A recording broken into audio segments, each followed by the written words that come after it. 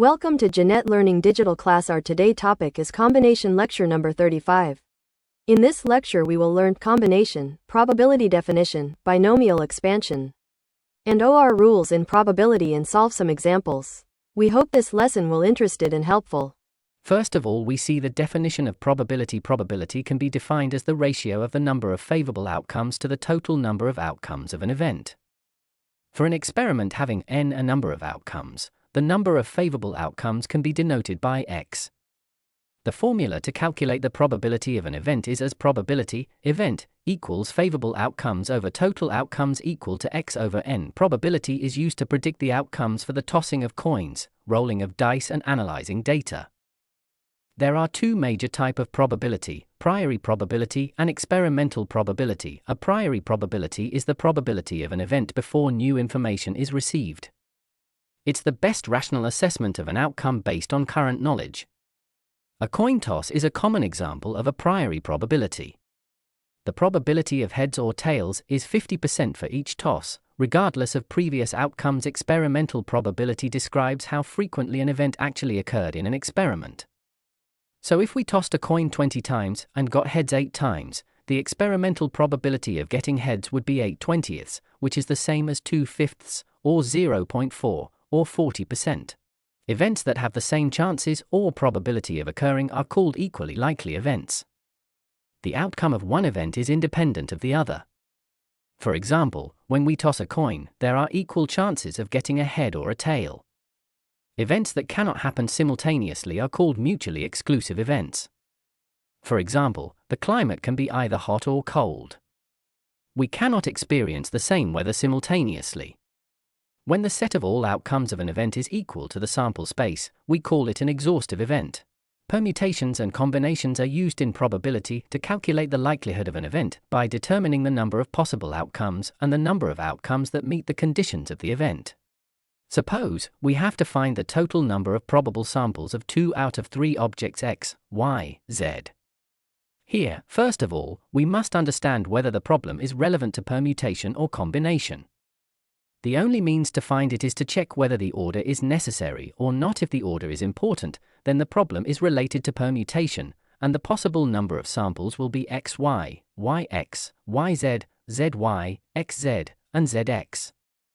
If the order is unnecessary, then the question is relevant to the combination, and the possible samples will be xy, yz, and zx.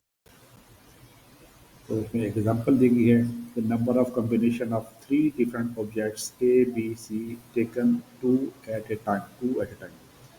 तो 2 at a time में A, B, A, C and B, C ये बनेंगे और उसको numerical किस solve करना है combination का formula NCR n factorial over r factorial multiply by n minus r factorial. तो n जो है नंबर ऑफ 3 है और r जो है वो 2 है. इसमें वैल्यूज पुट करेंगे तो आंसर 3 आएगा. इसी तरह एक और मिसाल है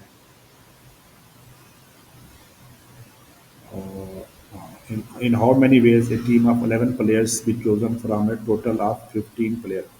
तो उसमें भी सेम कि n जो है नंबर ऑफ 15 है और r जो है चूज करना है. तो n फार्मूले में लगाएंगे n factorial divide by r factorial multiply by n minus r factorial. तो 15 और उसके बाद नीचे मतलब 11 फैक्टोरियल है और 4 फैक्टोरियल आएगा. तो 15 को पूरा लिखने की जरूरत नहीं है, हम 15 4 14 13 12 11 तक लिखेंगे और 4 को पूरा ओपन कर देंगे 4 3 2 1. तो 11 से 11 कैंसिल हो जाएगा और बाकी जो मल्टीप्लिकेशन के बाद 1 3 6 5 ये आंसर आएगा. इसी तरह एग्जाम्पल 4 है. There are 5 white balls and 4 black balls. In how many ways can we select 3 white and 2 black balls? तो वेज के अंदर जो हमारा एक रूल है ऑपरेशन का, ये पहले भी एक्सप्लेन कर चुके हैं.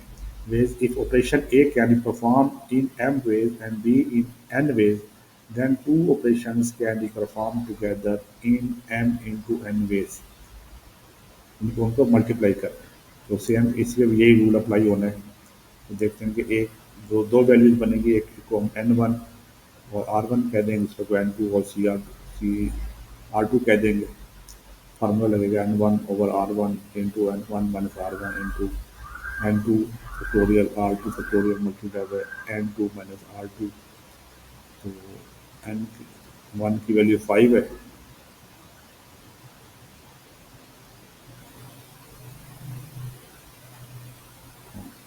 और 5 4 3 और 3 फ्रिक्वेंट के बाद 10 आएगा, दूसरे की वैल्यू आएगी, उसे भी करेंगे 6 आएगी। इन दोनों को जब मल्टीप्लाई करेंगे तो आंसर 60 आ जाएगा।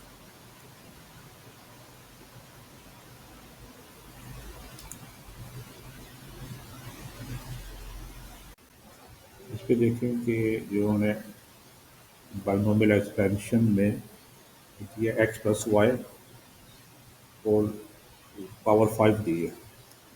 तो उसको लिखने का मतलब पता है कि 5c0, तो x+x5 फिर प्लस 5c1 फिर x4y फिर 5c2 x³ y² फिर plus 5c3 x² y³ plus 5c4 xy4 plus 5c5 y5। यानी कि इस 5c0 लिखा है, 5 तो ऊपर सबके ऊपर आना ही आना है, नीचे फिर एक एक वैल्यू बढ़ाते गए 0 1 2 3 4 5। और इसी तरह x की पावर 5 थी, की पावर कम होती जाएगी और y की बढ़ती जाएगी। यानी कि x5 से x4 y होगा, फिर x3 से y² हो जाएगा, फिर x2 से y3, फिर x से y4 फिर y5। यानी कि हर टर्म के अंदर उसकी वैल्यू एक x की वैल्यू पर एक बढ़ती जाएगी और y x की कम होती जाएगी और y की बढ़ती जाएगी। फिर इसके मुताबिक जो फार्मूला है कम्बिनेशन का NCR n factorial divided by r factorial multiply by n minus r factorial. तो 5c0 आंसर 1 होता है, 5c1 का आंसर 5 आता है, 5c2 का आंसर 10 आता है, 5c3 का 10, 5c4 का 5, फिर 5c1 का 2। जब इनकी वैल्यूज़ को उसके अंदर रिप्लेस करेंगे तो हमारे पास ये स्लॉट बन जाएगी। दूसरी तरह की प्रोबेबिलिटी ये है, what is an example of imperial और एक्सपेरिमेंटल प्रोबेबिलिटी। उससे पहले जो हम प्रोबेबिलिटी को स्टडी करते रहे हैं वो है क्लासिकल प्रोबेबिलिटी, जब उसके अंदर आउटकम के जो चांसेस हैं वो पहले से कैलकुलेटेड हैं। लेकिन इसके अंदर इस तरह की प्रोबेबिलिटी के अंदर एक्सपेरिमेंट बेस पे किया जाता है कि पहले उसके क्या नतीजे थे, अब उसके क्या, उसके बेसिस के ऊपर आउटकम का डिसीजन लिया जाता है। Experiment probability describe how frequently an event actually occurred in an experiment. So if we tossed a coin 20 times and get heads 8 times, the experimental probability of getting heads would be 8 over 20, which is same as to over 5 or 0.4 or 40%.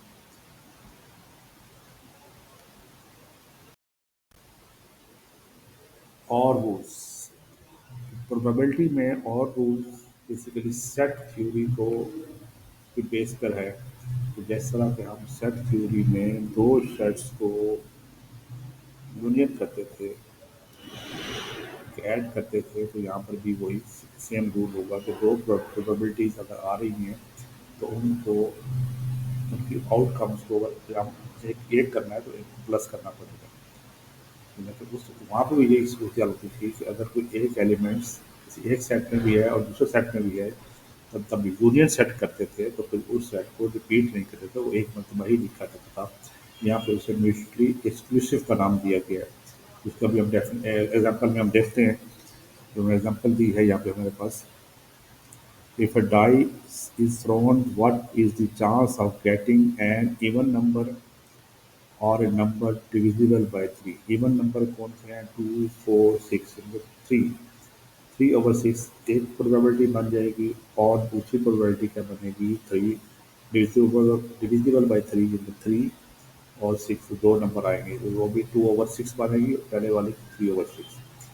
तो और क्योंकि और का use हुआ है तो इसे हम प्लस करेंगे दोनों को, 3/6 का 2/6 इज इक्वल टू 5/6। तो यहाँ पे म्यूचुअली एक्सक्लूसिव जो है वो 6 है, क्योंकि वो दोनों तरफ दोनों की प्रोबेबिलिटी में आया हुआ है, तो इसलिए हमने एक मरतबा लिखना है, तो उसमें से एक मरतबा हमें उसको माइनस करना पड़ेगा, तो करेक्ट आंसर जो है 4/6 होगा। नेक्स्ट है exhaustive events A happens or A doesn't happen, then A and B are exhaustive events. A happens or A doesn't happen is equal to 1. Actually, total probability का जो सम है वो 1 आता है. The sum of probabilities of all mutually exclusive and collectively exhaustive events is always equal to 1. That is, PA, PB, PC is equal to 1. Example 1 है, a production line use 3 machines. The chance that first machine break down in any weeks is 1 over 10. The chance of second machine is 1 over 20. The chance of third machine is 1 over 40. Our question is, what is the chance that at least one machine break down in any week? What is the chance that at least one machine break down in any week? तो हमें देखना यह है कि कोई एक machine किसी एक हफ्ते में भी ब्रेक डाउन हो जाए. कि अब उसको फिर वही बात माइनस करनी पड़ेगी हर एक से. P at least one not working plus P all three working. At least one not working and all three working is equal to 1. So P at least one not working is equal to 1 minus P all three working. तो all three working की probability निकालनी है. P all three working is equal to P first working into P second working into P third working. P first working is equal to 1 minus P first not working. तो not working की probability मतलब 1/10 थी. जब उसको एक पे से minus करेंगे तो 9/10 आ जाएगी. वर्किंग लाजमी वर्क कर रही होगी. इसका सेकंड का भी है, वो 19/20 आ जाएगी. जब उसमें एक उसको एक में से माइनस करेंगे थर्ड की भी 39/40 आ जाएगी. फिर ऑल वर्किंग तो 99/10 मल्टीप्लाई बाय 19/20 मल्टीप्लाई बाय 39/40 ये हमारे पास ये आंसर आएगा. अब ऑल वर्क है. अब हम देखते हैं कोई एक नट काम कर रही है तो उसको एक में से माइनस करेंगे तो ये प्रोबेबिलिटी हमारे पास जो उसका आंसर देगा 1 माइनस 669/8000 इज इक्वल टू 1331/800.